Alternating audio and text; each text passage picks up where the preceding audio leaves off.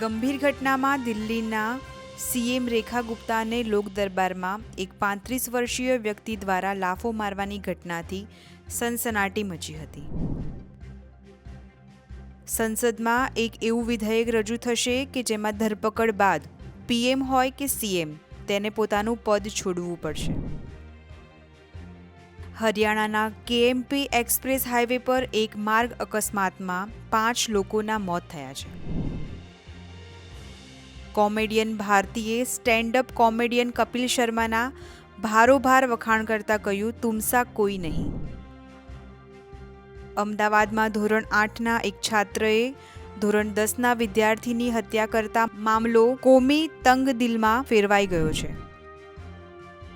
ગુજરાતના 13 જિલ્લામાં હવામાન વિભાગે રેડ એલર્ટની આગાહી કરી છે. જૂનાગઢના મેદરડામાં 4 કલાકમાં 10 ઇંચ વરસાદ ખાબકતા ચારેય તરફ જળબંબાકાર થઈ ગયું છે.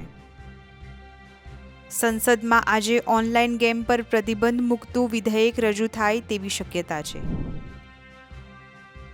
એનડીએના ઉપરાષ્ટ્રપતિ પદના ઉમેદવાર સીપી રાધાકૃષ્ણએ આજે ઉમેદવારી નોંધાવી હતી.